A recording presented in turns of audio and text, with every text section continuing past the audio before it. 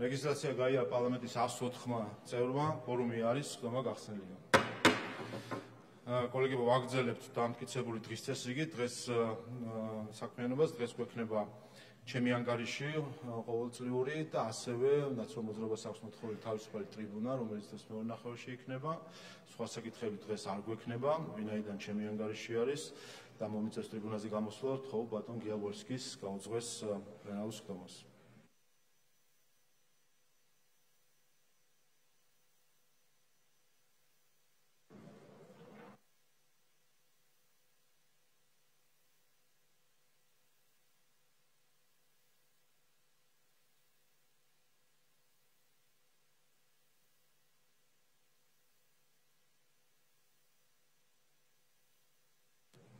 მაშასე განსახილველი საკითხები საქართველოს პარლამენტის თავმჯდომარის მოხსენება პარლამენტის საქმიანობის ყოველწლიური ანგარიშისა და მომდევნო წლის სამოქმედო გეგმის თაობაზე საქართველოს პარლამენტის თავმჯდომარის ბატონ შალვა პაპუაშვილს ვთხოვ ტრიბუნასთან.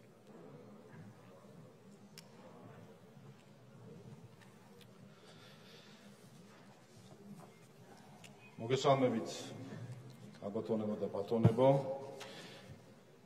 მივესალმები ბატონ პრემიერ-მინისტრს, უზენაესი და საკონსტიტუციო სასამართლოების თავმჯდომარეებს, საქართველოს პარლამენტის წევრებს, საქართველოს მთავრობის წევრებს, თბილისის მერს, თბილისის საკრებულოს თავმჯდომარეს, ავტონომიური რესპუბლიკების ხელმძღვანელებს, დამოუკიდებელი კონსტიტუციური ორგანოების და სპეციალური დანიშნულების სახელმწიფო დაწესებულებების ხელმძღვანელებს, თავდაცვის ძალების გენერალური შტაბის უფროსს, საქართველოს სახალხო დამცველს, საქართველოს საპატრიარქოს წარმომადგენლებს, დიპლომატიურ კორპუსს, პარლამენტის აპარატის თანამშრომლებს, ჟურნალისტებს, მივესალმები საქართველოს მოსახლეობას, ჩვენს დიასპორას, ოკუპირებულ რეგიონებში მცხოვრებ ჩვენს თანამოქალაქეებს. ქალბატონებო და ბატონებო, ჩემი როგორც პარლამენტის თავმჯდომარის დღევანდელი მიმართვა 2024 წლის საპარლამენტო არჩევნებამდე ბოლო საანგარიშო გამოსვლა. ამიტომ გამოვიყენებ ამ შესაძლებლობას და 2023 წლის ანგარიშთან ერთად შევაჯამებ ამ მოწვევის პარლამენტის გარშემო და მისი მონაწილეობით განვითარებულ პროცესებს, რომლებიც პოლიტიკური და შეიძლება ითქვას ისტორიული მოვლენებით დატვირთული აღმოჩნდა. ბოლო წლების განმავლობაში საქართველოს და მის ხელისუფლებას მოუხდა რამდენიმე ეპოქალური გამოწვევისთვის თავის გართვევა. მართლაც საქართველოს პარლამენტს და მთავრობას მოუწია საუკუნეში ერთხელ რომ ხდება ისეთი მსოფლიო პანდემიის მართვა, ხალხის სიცოცხლის მაქსიმალურ შენარჩუნებასა და ეკონომიკის გადარჩენას შორის დანის პირზე სიარული. პანდემია დასრულებული არ იყო, როდესაც დაიწყო რუსეთის აგრესია უკრაინაში, საქართველო დადგა ისტორიული საფრთხის წინაშე, ჩაბმულიყო მსოფლიო მასშტაბის კონფლიქტში, რომელიც არანაკლებ ნგრევასა და ადამიანურ ტრაგედიას მოიტანდა, ვიდრე 90-იანი წლების ქაოსმა გამოიწვია. ამ ორი უდიდესი საფრთხის მოსაგერიებლად ნებისმიერი ქვეყნის ხელისუფლებას პასუხისმგებლიანი და პატრიოტი პოლიტიკური ოპოზიცია ხარში დაუდგებოდა და ქვეყნის გაერთიანებაში დაეხმარებოდა. საქართველოში კი პირიქით მოხდა.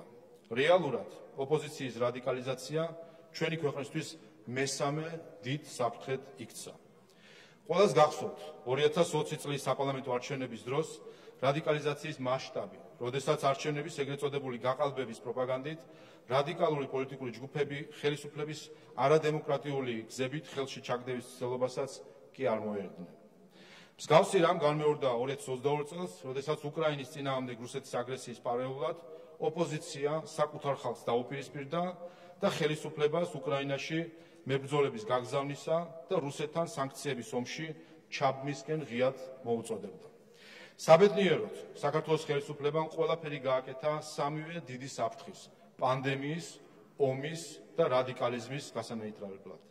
უფრო მეტიც, ამ დიდ გამოწვევებთან გამკლავება ისე მოხდა, რომ არ დაგვეთმია არც ერთი დემოკრატიული მიღწევა და მონაპოვარი, შევინარჩუნეთ მშვიდობა და უსაფრთხოება, დავეხმარეთ მოძმე უკრაინელ ხალხს, მაქსიმალურად ვიზრუნეთ ჩვენი მოსახლეობის ჯანმრთელობასა და კეთილდღეობაზე და ისტორიულ წარმატებებს მივაღწიეთ საქართველოს ევროპული ინტეგრაციის გზაზე. ეს არის ის ისტორიული მონაპოვარი და მემკვიდრეობა, რასაც ჩვენმა ხელისუფლებამ მიაღწია ჩვენი ხალხის საუკეთესო ინტერესების გათვალისწინებით. ეს არის ის მიღწევები, რის გამოც მოახლოებული არჩევნების წინ გვაქვს მოსახლეობის უპრეცედენტო მხარდაჭერა. ეს შესავალი იმისთვის დამჭირდა, რომ კიდევ ერთხელ გავიხსენოთ ის კონტექსტი, რომელშიც საქართველოს პარლამენტის საქმიანობა უხდებოდა ბოლო 3 წლის განმავლობაში.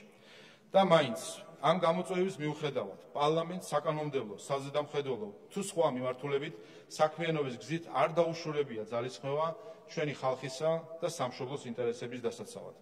ამ კონტექსტში წარმოგიდგენთ 2023 წლის საპარლამენტო საქმიანობის რამდენიმე ძირითად მონაცემს, უფრო დეტალურად 2023 წლის ანგარიში ბეჭდურის სახით დარიგებულია და ასევე ხელმისაწვდომია პარლამენტის ვებგვერდზე.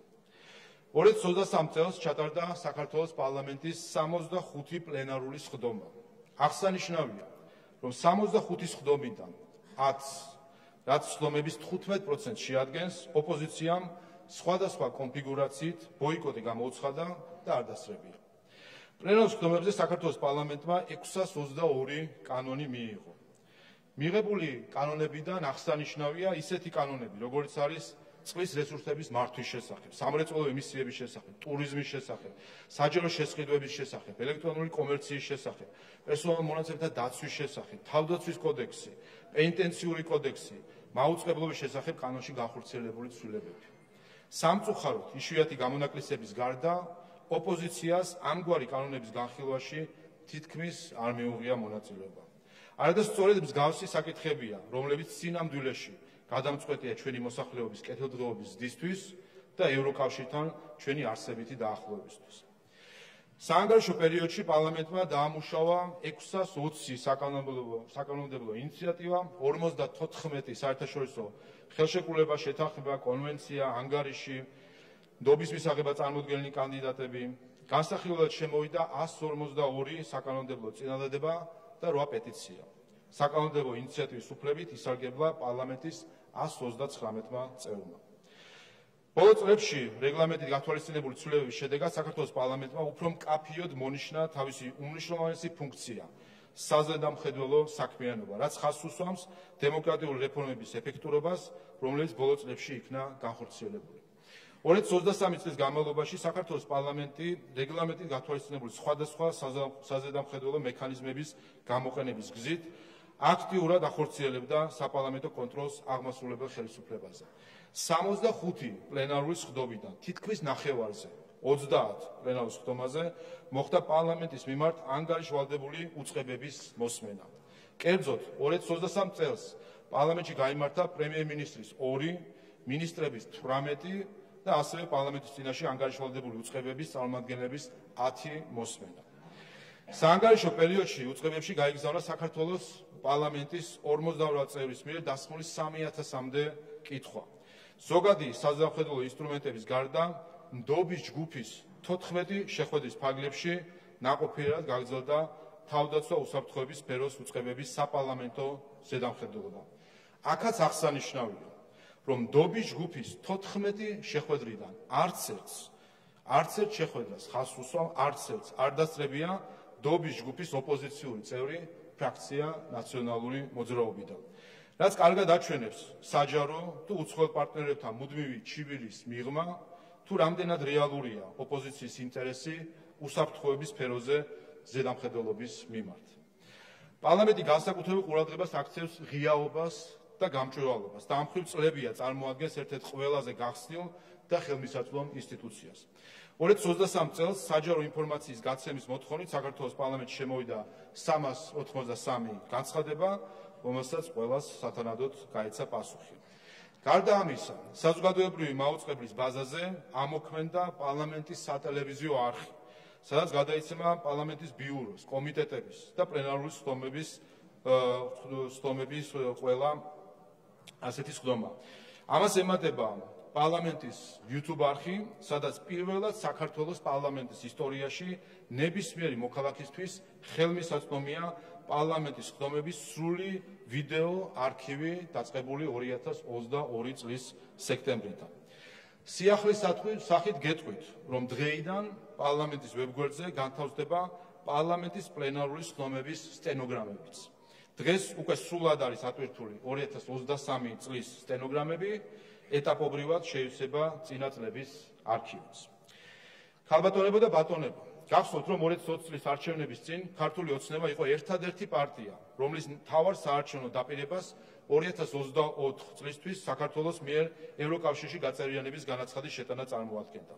ახლა უკვე 2024 წელია და შეგვიძლია ამაყად განვაცხადოთ, რომ არა მარტო მივმართეთ ევროკავშირის წევრობისთვის, არამედ კანდიდატის სტატუსიც მოვიპოვეთ. ეს ისტორიული მონაპოვარი ქვეყნის ინტერესების დაზიანების, დემოკრატიის შესუსტების და ეკონომიკის შემცირების გარეშე შევძელით. საქართველოს პარლამენტმა ისტორიული მისია შეასრულა, როდესაც ევროკავშირის კანდიდატი ქვეყნის სტატუსის მოპოვებაში ეროვნულ ინსტიტუტებს შორის ფლაგმანის როლი ითვისდა. საპარლამენტო კომიტეტებში, სამუშაო ჯგუფებში და პლენარულ სხდომებზე მოხერხდა 100-მდე თვისებრივად უმნიშვნელოვანესი კანონისა და რეგულაციის მიღება, რომელიც უშუალოდ იყო მიმართული კანდიდატის სტატუსის გათვალისწინებული ამოცანების შესასრულებლად. გავაძლიერეთ საქართველოს პარლამენტის საზოგადოებრივი ინსტრუმენტები, შევქმნით უფრო ძლიერი, უფრო ეფექტიანი, უფრო მეტად ანგარიშვალდებული და გამჭვირვალე ანტიკორუფციული მართლმსაჯულების და საარჩევნო სისტემა. ავირჩიეთ ახალი სახალხო დამცველი და სრულად დავაკომპლექტეთ იუსტიციის უმაღლესი საბჭო. სამოქალაქო საზოგადოების ორგანიზაციების ყველაზე დიდ გაერთიანებასთან, აღმოსავლეთ პარტნიორობის სამოქალაქო საზოგადოების ფორუმის საქართველოს ეროვნულ პლატფორმასთან გავაფორმეთ ურთიერთთანამშრომლობის მემორანდუმი. შემოვიარეთ ევროკავშირის ყველა დედაქალაქი, საქართველოს წინსვლის შესახებ ხმა ვივაწვდით ყველა გადაწყვეტილების მიმღებს. ამ მიზნით ევროკავშირის წევრი ქვეყნების 10 პარლამენტის თავმჯდომარესთან ჰქონდა კონსულტაციები სხვადასხვა ფორმატში, მსგავსი მოტივაციით ვიცე-სპიკერებმა, მეგობრობის ჯგუფებმა, კომიტეტებმა და მუდმივ მოქმედა საპარლამენტო დელეგაციებმა ასობით შეხვედრა გამართეს ევროკავშირელ კოლეგებთან. საქართველოში ვუმასპინძლეთ ევროკავშირის წევრი ქვეყნის 9 პარლამენტის თავმჯდომარეს, სლავკოვის ფორმატში ავსტრიის, ჩეხეთის და სლოვაკეთის სპიკერებს, ფრანკოფონიის საპარლამენტო ასამბლეის 52 სესიას. ეს ყველაფერი ერთი მიზნით, ევროკავშირში საქართველოს წევრობის საქმეში საპარლამენტო აგურის დასადებად. შედეგად დაფასდა ჩვენი ხალხისა და ხელისუფლების ერთობლივი ძალისხმევა და საქართველოს მოიპოვა ევროკავშირის წევრობის კანდიდატი ქვეყნის სტატუსი. მინდა კიდევ ერთხელ დიდი მადლობა გადაუხადო საქართველოს პარლამენტის და მთავრობის წევრებს, ჩვენს დიპლომატიურ კორპუსს და უცხოელ პარტნიორებს, საჯარო მოხელეებს, განსაკუთრებით კი საქართველოს პარლამენტის აპარატის თანამშრომლებს და რა თქმა უნდა, ჩვენს მოსახლეობას, ყველას, ვინც თავისი შრომით, ემოციით, გულშემატკივრობით, თავისი წვლილი შეიტანა ამ ბიზნეს მიღწევაში. ამავე დროს, ქალბატონებო და ბატონებო, კანდიდატის სტატუსის მოპოვების საგა ის ქვიშის მარცვალი იყო, რომელშიც კარგად გამოჩნდა მთელი ქართული პოლიტიკური სამყარო. კერძოდ, ყველამ ერმაც და მოყვარემაც კარგად დაინახა, რომ ოპოზიცია დაუნდობლად იყენებდა თავის პოლიტიკურ არსენალს დეზინფორმაციის და რადიკალიზაციის სახით, რათა სახელმწიფო ინსტიტუტების დასუსტების გზით არაკანონიერი მეთოდებით ხელში ჩაიგდო ძალაუფლება.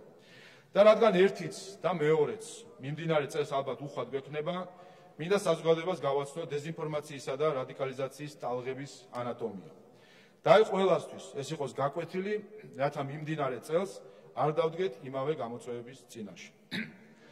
დავიწყოთ დეზინფორმაციით, რომელიც 3 წლის განმავლობაში ქართულ პოლიტიკაში პოლარიზაციის გაღრმავების, სახელმწიფო ინსტიტუტების დასუსტების და ქვეყნის საგარეო პოლიტიკური მიზნების დაზიანების მთავარ იარაღად იქცა.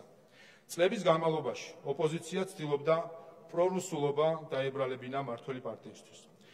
ეს ცდილობა ვლინდებოდა შიდა პოლიტიკურ პროპაგანდაში, იღვრებოდა ოპოზიციის კუთვნილი ტელევიზიებიდან, გვესმოდა ოპოზიციასთან შეხმატკივრებული უცხოელი აქტორებისგან.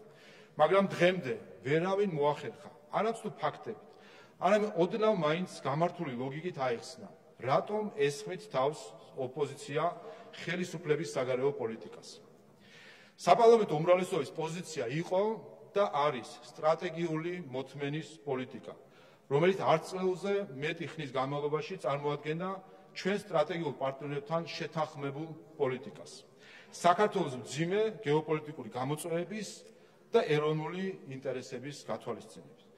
ჩვენს მოსახლეობას კიდევ ერთხელ მკაფიოდ უნდა ვუთხრათ, რომ საქართველოსთვის, რომელსაც არ იცავს არც ნატოს ბირთვული ქოლგა და არც ევროკავშირის ეკონომიკური სოლიდარობის სისტემა, ამგვარი პასუხისმგებლიანი საგარეო პოლიტიკა ერთადერთი გზაა, რათა თავი გადაიჩინოს ძალით არათანაზომადად აღმატებულ მოწინააღმდეგესთან ისტორიულ ჭიდილში და მიაღწიოს სანუკვარ მიზნებს, საქართველოს ტერიტორიული მთლიანობის აღდგენას, მოსახლეობის კეთილდღეობის ზრდას და ევროპულ ოჯახში თავის დამკვიდრებას. ეს ესმის ყველას, ევროპაშიც და ამერიკაშიც, დიდსაც და პატარასაც. შეუძლებელია ეს არ ესმოდეს ოპოზიციას. ამიტომ მათ მიერ რუსეთის საკითხის უპასუხისმგებლო სპეკულირება მხოლოდ ეროვნული ინტერესების შეგნებული და გაცნობიერებული ღალატით შეიძლება აიხსნას. უკრაინაში რუსეთის შეჭრა და აგრესიული ომის დაწყება სიურპრიზად იქცა ბევრი ჩვენი დასავლელი პარტნიორისთვის. მაგრამ საქართველოსთვის 2022 წლის თებერვალში ახალი არაფერი მომხდარა. როგორც დამოუკიდებელი ქვეყანა, ჩვენ 10 წლების განმავლობაში ვარსებობდით ეგზისტენციური საფრთხეების ქვეშ, ხოლო როგორც ერი საუკუნეების განმავლობაში ვიმკიდით რუსული ოკუპაციისა და აგრესიის შედეგებს. როდესაც ჩვენ ხმას ვიმაღლებდით რუსული აგრესიის წინააღმდეგ, ბევრს საღათას ძილით ეძინა და მხოლოდ მაშინ გამოფხიზდნენ, როდესაც რუსეთმა ფართომასშტაბიანი ომი უშუალოდ ევროკავშირის საზღვრებთან წამოიწყო. მანამდე კი გვახსოვს გადატვირთვებიც, საუკუნის სტრატეგიული პროექტებიც და წითელ მოედანზე ერთობლივი სამხედრო აღლუმებიც. ჩვენი არაერთი გაფრთხილების მიუხედავად, ზოგიერთების კომფორტის გამო, მაშინდელი სამეზობლოს შემავიწროებელი დღეს გლობალური მასშტაბის აგრესორად იქცა. კარგი იქნებოდა თუ ზოგიერთების თვალსაჩინო და მეხსიერების კალენდარი არა 2022 წლიდან, არამედ 1801 წლიდან, 1921 წლიდან, ან თუნდაც 1988 წლიდან დაიწყებოდა. თუმცა ამას არ დაუბრკოლებია ჩვენი ქვეყანა თავისი ღირსეული წვლილი შეეტანა მსოფლიო მშვიდობის განმტკიცებაში. წლების განმავლობაში ჩვენი ხელისუფლება უდრეკად ასრულებდა საერთაშორისო მოვალეობებს მსოფლიოს ყველაზე ცხელ წერტილებში მშვიდობისა და უსაფრთხოების მისაღწევად. ჩვენი მამაცი სამხედროები იბრძოდნენ ჩვენი პარტნიორების მხარდამხარ ყველგან, სადაც ჭირდებოდით ჩვენს მეგობრებს. არც ერთი წამით, არც ერთი სანტიმეტრით, არც ერთ ადგილას უკან არ დაგვიხევია. შევდიოდით იქ, სადაც სხვები ვერ ბედავდნენ. ვასრულებდით სხვებისთვის შეუსრულებელ მისიებს და ოპერაციებს. იღუპებოდნენ ჩვენი ბიჭები იმისთვის, რომ ჩვენთან ერთად სხვებსაც შვიდაც ძინებოდათ. საქართველოს, ჩვენს ხალხს არავისთვის არაფერი დასამტკიცებელი არ აქვს. ჩვენ ბოლომდე ვიბრძოლეთ ყველგან, სადაც ჩვენი ომი იყო. ჩვენ არ გვიკვირს ზოგიერთი ჩვენი მეგობრის გულმავიწყობა, უმოქმედობა და უცაბედი გამოფხიზლება. ამ ორი წლის წინ ჩვენ გვიკვირს და გვტკივა ჩვენი სისხლის და ხორცის, ჩვენი ოპოზიციის მცდელობა ქვეყანა სასიცოცხლო საფრთხის ქვეშ დაეყენებინათ, მხოლოდ იმისთვის, რომ ძალაუფლების მოპოვების შანსი ჩაიგდოთ ხელში. მადლობა ღმერთს, მათი მცდელობა უშედეგოდ დამთავრდა და ყველამ დაინახა, რაოდენ დამაზიანებელი შეიძლება იყოს რადიკალიზმი და ეროვნული ინტერესების უგულებელყოფა. ჩვენ შევძლებთ ქვეყნისთვის აგვერიდებინა სასიცოცხლო საფრთხეები და არა მარტო შეგვენერჩუნებინა სუვერენიტეტი, არამედ უპრეცედენტო ტემპებით წინ წაგვეწია ეკონომიკა და ისტორიული ნაბიჯები გადაგვედა ევროპასთან ინტეგრაციის მიმართულებით. ქალბატონებო და ბატონებო, მთავრობისათვის პრორუსულობის დაბრალება მხოლოდ ერთი ინსტრუმენტი იყო ოპოზიციის სამარცხინო არსენალში. არანაკლებად დამაზიანებელი აღმოჩნდა ჩვენი ქვეყნისთვის ის, რაც ოპოზიციამ 2020 წლის არჩევნებთან დაკავშირებით იკადრა.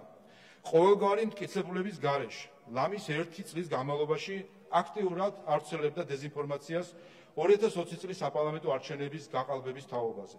ხოლო საქმეზე რომ მიდგა და პარლამენტის საგამოძიებო კომისიამ მტკიცებულებების წარდგენა ითხოვა, ვერანაირი დასაბუთებული პრეტენზია ვერ იქნა წარმოდგენილი და მთელი ეს ყალბი კამპანია ხუხულასავით ჩამოიშალა. მართალია დეზინფორმაცია გამოაშკარავდა და სიყალბეც გაირკვა, მაგრამ საქართველოშიც და უცხოეთშიც უსიამოვნო ჩარჩა განცდა, რომ თითქოს რაღაც არ იყო წესრიგში, თითქოს ადგილი ჰქონდა დემოკრატიის დარღვევას. საბოლოოდ დეზინფორმაციის ამოცანა ხშირად ხომ ზუსტად ესაა. დატოვოს უარყოფითი განცდა, აღქმა, შთაბეჭდილება, მიუხედავად იმისა, თუ რა არის სიმართლე და ჭეშმარიტება. სამწუხაროდ ჩვენმა ოპოზიციამ აქტიურად აითვისა ეს მარტივი, უხეში და სამარცხინო მეთოდი და დეზინფორმაცია პოლიტიკური ბრძოლის მთავარი იარაღად აქცია. სამწუხარო რეალობაა, რომ ამ დეზინფორმაციასთან ბრძოლა ხელისუფლებას და ჩვენ საზოგადოებას მარტო გვიწევდა.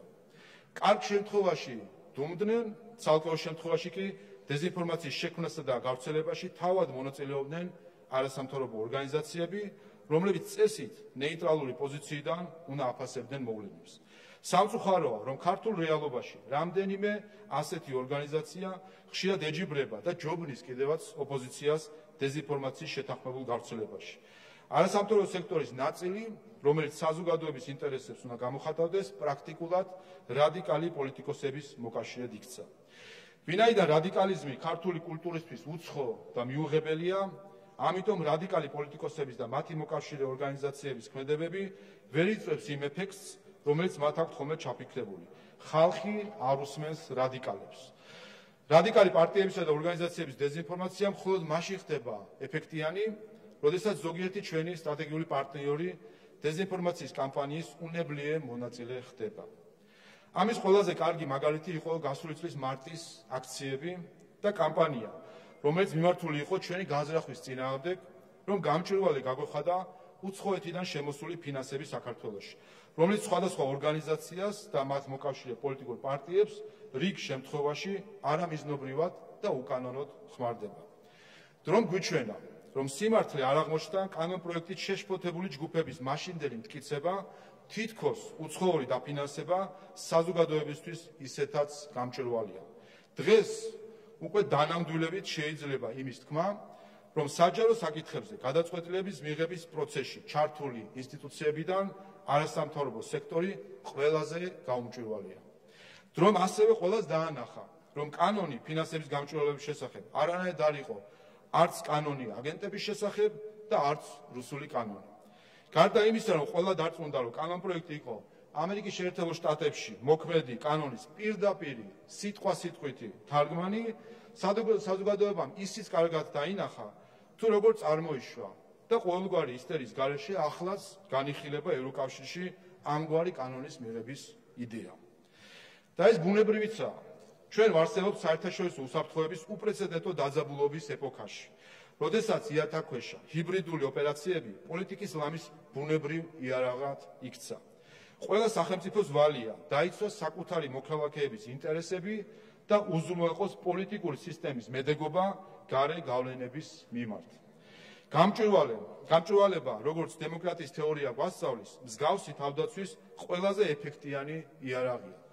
ამიტომ გაუგებარია, რატომ არ უნდა იყოს გამჭვირვალე საქართველოში უცხოეთის მიერ წარმოებული ფინანსური ოპერაციები და რატომ ართმევენ საზოგადოებას უფლებას იცოდეს, რომელი წყაროებიდან ფინანსდებიან და რა ინტერესების დგას მათ უკან, ვინც სახელმწიფო გადაწყვეტილების მიღებაში თანამონაწილეობას ითხოვს. მარტის ძალადობრივმა აქციებმა დაგვანახა, რომ ჩვენ სტრატეგიულ პარტნიორებს განსაკუთრებული პასუხისმგებლობა ეკისრებათ საქართველოში რადიკალიზმის ალაგმაში. მათი მხრიდან გაკეთებული ნებისმიერი ორაზროვანი განცხადება შეიძლება წარმატებით იქნეს გამოყენებული რადიკალური უპასუხისმგებლო ჯგუფების მიერ სახელმწიფოსა და დემოკრატიული წყობის წინააღმდეგ. რაც ბოლო აქციების დროს ჩვენი ქვეყნის ისტორიაში პირველად ეგრეთ წოდებული მოლოტოვის კოქტეილებით ადამიანების ცოცხლად დაწვის ცდილობაში გამოიხატა.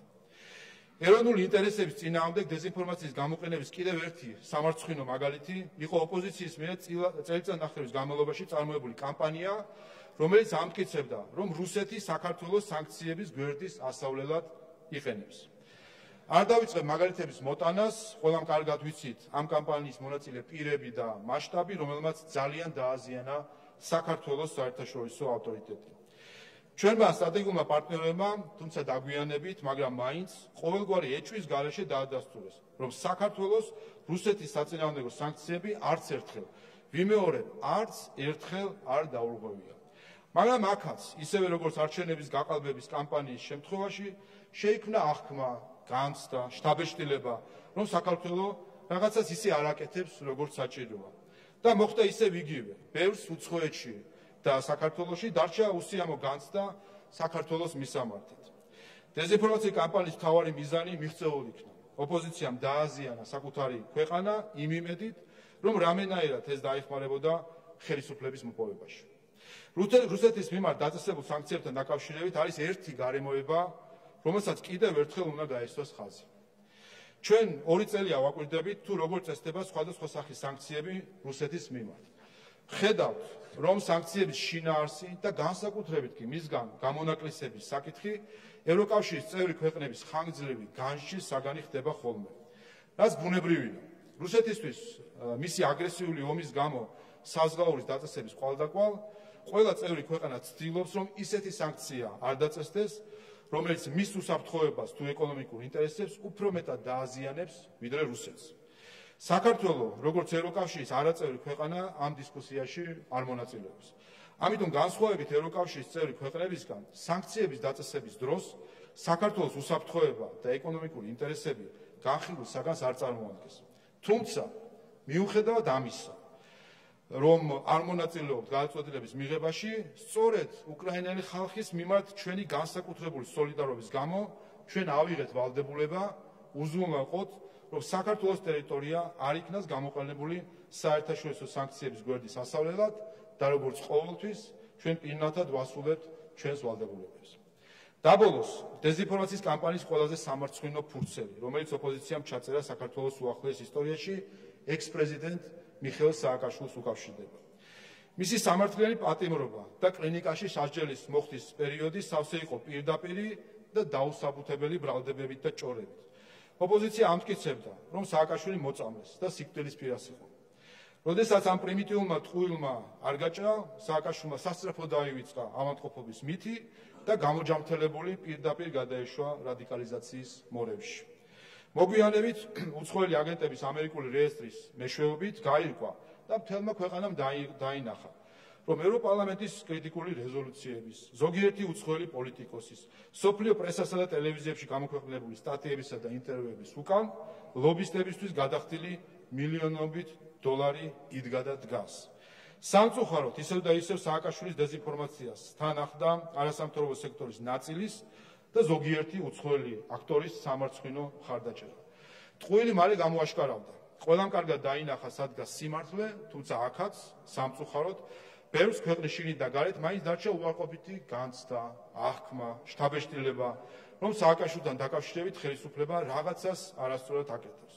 სწორედ დეზინფორმაციის შედეგია ეს უარყოფითი აღქმა, როგორც ეს იყო არჩევნების ვითომ და გაყალბების და სანქციების ვითომ და გვერდის ავლის შემთხვევაში. ამ და სხვა შემთხვევებში სახელმწიფოსთან ერთად უშუალო დარტყმის სამიზნე ქართული მართლმსაჯულება ხდება. მაშინ, როცა სურდათ ქართული მართლმსაჯულების დისკრედიტირება, სწორედ ასეთ საქმეებს იშველიებდნენ მტკიცებულებად. რუსთავი 2 საქმე, ახალაიას საქმე, აქციის დაშლისას ძალის გადამეტების საქმე, მელიას საქმე, სააკაშვილის საქმე. ეს ის საქმეებია, რომლებზეც წლების განმავლობაში იყო აწყობილი ქართული სასამართლოს სახელის შებღალვის კამპანია. დღესაც ინტერნეტში ადვილად მოიძიებთ ოპოზიციის, არასამთავრობო ორგანიზაციების თუ ზოგიერთი უცხოელი აქტორის ძველ განცხადებებს ამ საქმეებზე, სადაც ისინი აპროტესტებენ, გმობენ, უკუსვლად აფასებენ ქართული სასამართლოს გადაწყვეტილებებს. საბედნიეროდ ამგვარ დეზინფორმაციას აქვს ზღვარი, რომელიც საქართველოს შემთხვევაში კაფიოდ გაავლო ადამიანის უფლებათა ევროპული სასამართლოს გადაწყვეტილებებმა, რომლებშიც ნათლად გამოჩნდა, რომ ყველა ამ საქმეში მართალი იყო ქართული სასამართლო და ტყუოდა ყველა, ვინც მას თავს ესხმოდა. დღეს ჭეშმარიტების გამჟღავნების შემდეგაც კი არ გვაქვს იმის მოლოდინი, რომ შიგნით თუ გარეთ მათი საქციელის გამო ვინმე ბოდიშს მოიხდეს. მაგრამ მოუწოდებ ყველას, რომ დღევანდელი დღის შემდეგ მაინც უფრო მეტად დაფიქრდნენ, ისწავლონ გასული პერიოდის გაკვეთილები და ნებით თუ უნებლიეთ მომავალში მაინც ნუ გახდებიან დემოკრატიული ინსტიტუტების დამაზიანებელი დეზინფორმაციის ხელშემწყობი. ქალბატონებო და ბატონებო, ამგვარად ყველასთვის ცხადია, რომ დეზინფორმაციამ წალეკა ქართული პოლიტიკა ბოლო წლების განმავლობაში. დეზინფორმაციამ განაპირობა ემოციები, ხოლო ემოციებმა გამოიწვია დიდი უარყოფითი ენერგიის დაგროვება პოლიტიკურ წრეებშიც და საზოგადოებაში. ხშირად ჩვენი უცხოელი პარტნიორები ამ უარყოფით ენერგიას პოლიტიკურ პოლარიზაციას უწოდებენ. მინდა ხაზგასმით აღვნიშნო, რომ არანაირ პოლარიზაციასთან საქმე არ გვაქვს. პოლარიზაცია გულისხმობს, რომ საზოგადოება არის გახლეჩილი იდეური ან ღირებულებითი ნიშნით, რაც საქართველოში სულაც არაა ასე. საზოგადოება ერთიანია, პოლარიზაცია კი სინამდვილეში პოლიტიკური პარტიების ნაწილის რადიკალიზაციაში ვლინდება. პოლიტიკური რადიკალიზმი არ არის მხოლოდ პოლიტიკური შეხედულებების სიმწვავე. რადიკალიზმი წარმოადგენს პოზიციას, რომელიც მიმართულია კონსტიტუციის, დემოკრატიულად არჩეული ხელისუფლების და ლეგიტიმური ეროვნული ინსტიტუტების წინააღმდეგ. თითქმის 4 წელია ოპოზიციის ნაწილი სწორედ რადიკალიზმის ამგვარი გამოვლინებითაა დაკავებული. შეიძლება ითქვას, რომ რადიკალიზმის ფესვები კიდევ უფრო შორს მიდის. 2012 წლის შემდეგ ნაციონალურ მოძრაობა და მისი სატელიტი პარტიები ყოველ ჯერზე არჩევნების წაგების შემდეგ უარყოფენ არჩევნების შედეგებს ან ბოიკოტს უცხადებენ მათ. არც ერთ შემთხვევაში მათ არ წარმოუდგენიათ ოდნავ მაინც დამაჯერებელი დასაბუთება თუ რის საფუძველზე უარყოფენ მმართველობის დემოკრატიულად არჩეული სტრუქტურების ლეგიტიმურობას. მეტიც, მათი რიტორიკა მუდმივად მიმართულია არა დემოკრატიული და კანონიერი, არამედ ძალისმიერი და უკანონო მეთოდებით ხელისუფლების შეცვლისკენ. ხდება ნებისმიერი საკითხის პოლიტიზება და შემდეგ მათი პოლიტიკური იარაღად გამოყენება. ამ გზაზე არაფერი წმინდა მათთვის აღარ არსებობს. რადიკალებმა განხეთქილების საბაბად აქციეს საქართველოს ევროკავშირთან დაახლოების პოლიტიკა. 2008 წლის აგვისტოში ომის დაწყების თარიღი, მეორე მსოფლიო ომში გამარჯვების დღეც კი და ესეც არ იკმარეს და სულ ახლახან პოლიტიკურ იარაღად სადეს ექციათ შობის აღნიშვნის საუკუნოვანი ტრადიცია. როდესაც პოლიტიკური ძალა და მასთან დაკავშირებული ორგანიზაციები თუ კონკრეტული პირები ცდილობენ ამგვარად მოახდინონ საზოგადოების გახლეჩა და ნებისმიერი საკამათო თემის პოლიტიკური იარაღად გამოყენება, ცხადია, რომ ამგვარ ძალებთან თანამშრომლობა, რბილად რომ ვთქვათ, ძალიან რთული იქნება. რაოდენ სამწუხაროა, რომ რადიკალიზაციის სამარცხვინო ფერხულში ჩაბმული აღმოჩნდა ინსტიტუტი, რომელიც ყველაზე მეტადაა პასუხისმგებელი კონსტიტუციის, ეროვნული ინტერესებისა და ინსტიტუტების დაცვაზე, ეროვნული თანხმობის მიღწევასა და ქვეყნის გაერთიანებას.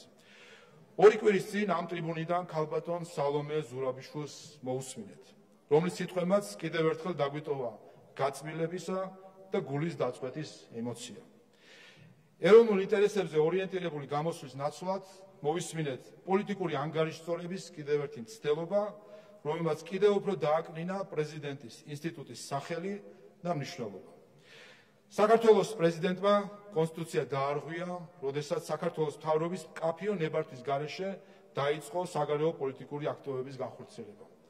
ჩვენი შეფასება პირდაპირ დაადასტურა საქართველოს საკონსტიტუციო სასამართლომ. პრეზიდენტის მოქმედება იყო საქართველოს სახელმწიფოებრიობისთვის ძირის გამოთხრის მცდელობა. ეს არა მხოლოდ პოლიტიკური, არამედ პრინციპული, ეროვნული მნიშვნელობის საკითხია. სალომე ზურაბიშვილს კონსტიტუციის დარღვევაზე ღიად მიუთითეს საქართველოს პარლამენტმა და საკონსტიტუციო სასამართლომ და მაინც მან გადაწყვიტა, რომ მისი პირადი გადაწყვეტილება უფრო მაღლა დგას, ვიდრე პარლამენტი, კონსტიტუცია, საკონსტიტუციო სასამართლო და ეროვნული ინტერესები. ერთი წამი წარმოვიდგინოთ, რომ სალომე ზურაბიშვილის მსგავსად საკონსტიტუციო სასამართლოს გადაწყვეტილების აღსრულებაზე უარი თქვან ხელისუფლების სხვა შტოებმა. ეს არის ის მაგალითი, რასაც პრეზიდენტი უნდა აძლევდეს ქვეყანას, საზოგადოებას, მომავალთაობას. ეს არის ის, რაც მას ევროპად მიაჩნია. ქვეყნის უმაღლეს თანამდებობის პირი, რომელიც ქვეყნის გამაერთიანებელი უნდა იყოს, ქვეყნის გამთიშველი აღმოჩნდა, რომელმაც რადიკალიზაციის ხელშეწყობით პრაქტიკულად რადიკალური ოპოზიციის თამაში გაიზიარა და ამით მნიშვნელოვნად დააზარარა არა ქართული ოცნება, არამედ საქართველოს საერთაშორისო იმიჯი და ინტერესები. 2024 წელი საქართველოსთვის დიდი გამოწვევების წელი იქნება. უპირველეს ყოვლისა, ეს არის არჩევნების წელი. ყველა პასუხისმგებლიანი პარტიის, მოქალაქისა და საქართველოს მოკავშირე უცხოელი პარტნიორის ინტერესია, რომ არჩევნები ჩატარდეს მშვიდობიანად და სამართლიანად. ამისათვის ძალები უნდა გავაერთიანოთ. ქართული დემოკრატიისთვის სასიცოცხლო მნიშვნელოვანია, რომ რადიკალიზმის წახალისება წარსულს ჩაბარდეს და პასუხისმგებლიანი პოლიტიკური ძალების ჯანსაღი კონკურენციის გზით არჩეული ხელისუფლების ლეგიტიმურობა ყოველგვარი ეჭვის გარეშე იქნეს დადასტურებული. ამ გზაზე ჩვენ დიდი ნაბიჯები გადავდგით. მოხდა საარჩევნო კანონმდებლობის რეფორმა, რომელმაც პრაქტიკულად გამორიცხა ნებისმიერი სახის სპეკულაცია არჩევნების გაყალბების თაობაზე. განსაკუთრებით მინდა გამოვყო არჩევნების ელექტრონული სისტემები, რომლებიც ამ მასშტაბით პირველად იქნება გამოყენებული წლევანდელ არჩევნებს. მეორე, საქართველოს გარშემო სულ უფრო ფართოვდება ცეცხლის, აგრესიისა და ძალადობის რკალი. უკრაინიდან ახლო აღმოსავლეთამდე ჩვენი პარტნიორი დემოკრატიები არნახული წნეხის ქვეშ აღმოჩნდა. დემოკრატიული თანამეგობრობის ამოცანა უნდა იყოს საქართველოს როგორც დემოკრატიული სტაბილურობის ოაზისის გადარჩენა და განვითარება. ამისთვის ყველა ჯანსაღი ძალა ქვეყნის შიგნით და გარეთ უნდა გაერთიანდეს. არ უნდა დაუშვათ საქართველოზე ომის და ძალადობის გავრცელება და იმავდროულად უნდა განმოვაკიცოთ ჩვენი დემოკრატია და კანონის უზენაესობა. მესამე, მიმდინარე წელი ევროკავშირთან და ნატოსთან დაახლოების წელი უნდა გახდეს. ქართული ოცნების ხელისუფლებამ ბოლო 10 წელიწადში არ ნახულ პროგრესს მიაღწია ევროპისკენ სვლაში. აუცილებელია, რომ ეს პროგრესი გაგრძელდეს და მეტიც დაჩქარდეს. როგორც აღნიშნე, პარლამენტმა უპრეცედენტო მოცულობის სამუშაო შეასრულა 12 რეკომენდაციის შესასრულებლად და სექტორული ინტეგრაციის გასაღმრავლებლად. ჩვენ მზად ვართ უფრო მეტი გავაკეთოთ, რაც უფრო ნაკლები იქნება ობსტრუქცია ოპოზიციის მხრიდან, მით უფრო ეფექტური და შედეგიანი იქნება ჩვენი ძალისხმევა. საჭიროა აღინიშნოს, რომ საქართველოს ევროკავშირის გზაზე არ არის ეჯიბრება. წინ რის წარმოჩენასაც ეცოდნენ დაბეჭდებით, მაგრამ ამაოდ ცდილობს ოპოზიცია. ობიექტური პარამეტრების უმრავლესობის მიხედვით, დღესაც საქართველოს ევროკავშირის ბევრ კანდიდატ ქვეყანაზე წინაა, მაგრამ ეს არ არის ჩვენი თვითმიზანი. ჩვენი უმთავრესი მიზანი ევროკავშირის წევრობა. სასურველია თუ ევროკავშირის მაგალითს ნატოც მიბაძავს და საქართველოს გაწევრიანებს უფრო ცხრად კრიტერიუმებს შესთავაზებს, რომლის შესრულებას ჩვენს ქვეყანას ისევე დაახლოებს ჩრდილოატლანტიკურ ალიანსთან, როგორც ეს ევროკავშირის შემთხვევაში მოხდა. დასასრულს მინდა მოგმართოთ თანამშრომლობის წინადადებით. საქართველო ჩვენი საერთო სამშობლოა. მიუხედავად იმისა, რომ ხალხი მხარს ქართულ ოცნებას უჭერს, ეს არ ნიშნავს, რომ ჩვენი გამარჯვება მარტო ქართული ოცნების გამარჯვება იქნება. ამიტომ მოგმართავ, შემოგვიერთდით, რომ მიმდინარე წელი არა რადიკალიზაციისა და კონფრონტაციის წელი, არამედ დემოკრატიული საპარლამენტო არჩევნების, გეოპოლიტიკური გამოწვევების დაძლევის, ქვეყნის გაერთიანებისა და ევროკავშირთან და ნატოსთან დაახლოების წელი გახდეს. სწორედ ეს არის მოსახლეობის მთავარი ინტერესი, ჩვენი ერთიანი და საერთო სამშობლოს საქართველოს უპირველესი ინტერესი. დიდი მადლობა.